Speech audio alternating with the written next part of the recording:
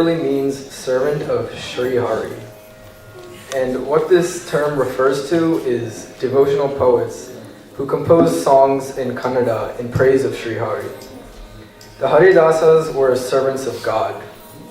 Sri Vijayadasa, who was a famous Haridasa, he describes the vows that have to be taken before ordination, such as Shruti, Smriti, Purana, and Itihasa, as interpreted by Acharya Madhava and his disciples who preached the Dvaita tenets. And the Haridasas are followers of Sri Madhvacharya, who is the founder of Dvaita Siddhanta, which essentially states that the world is Satya, which means that the world has real existence. And the world also has Veda, which means that there is a difference between the objects and the souls as observed in the world. And in comparison, or to contrast to Advaita, in which it is said that it's imaginary rather than real. So there are fundamental and eternal differences between souls or jivas who have different innate capacities. And the order of the dasas was built up by a regular band of souls who dedicated themselves to the service of the Lord by propagating their faith and singing the praises of Hari, Hari from all over the country. And the main messages in their songs were that God is easily approachable by all people. God is to be praised and always remembered as our benefactor. And that realizing the nature of God's benevolence toward us and offering simple worship, even just simple worship, is more acceptable than ornamentation and pompous acts without mentally being focused. The dasas were universally respected and supported by Madhva and other scholars.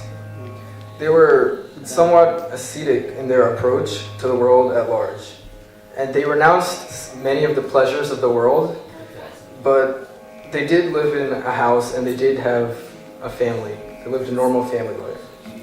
They accepted food which was offered to them, and they went around with bags without storing it for profit. So temples are their main abode, and they used to stay there for much of their lives. They went around towns and villages singing and dancing with a single-stringed tamburi instrument. And they would not wear shoes, they were barefoot, and they dressed in a dhoti and a turban. So, in essence, the dasas presented a picture of simplicity and austerity. Picture the picture of Dasas. What is it there?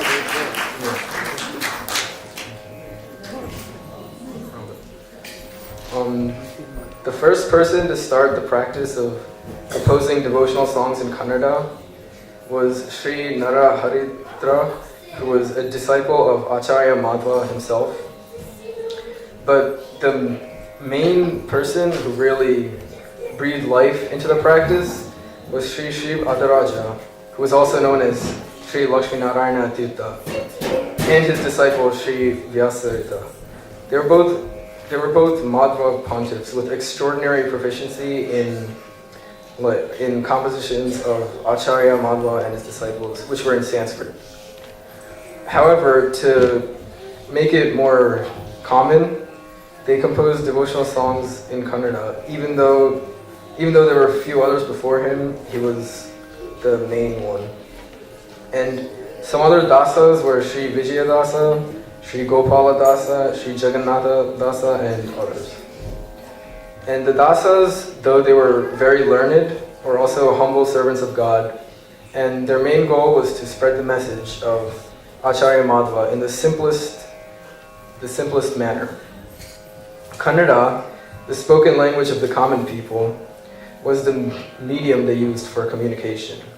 So they told phrases in common idiom and racy vocabulary sometimes. And what this did was it made their compositions very appealing to the masses of people.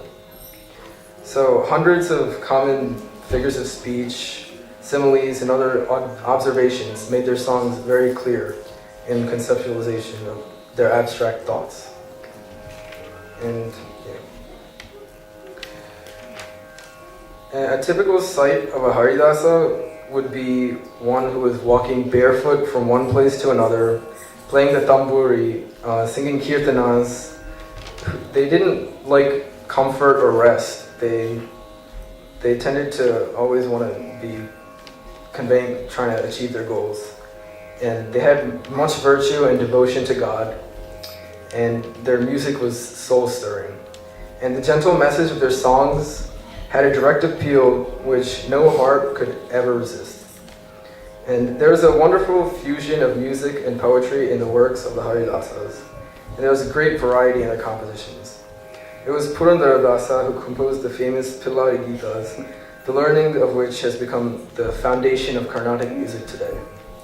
And to sum it all up, the Dasas and Dasas and Sahityas of Karnataka occupy a very unique and treasured place in Indian culture.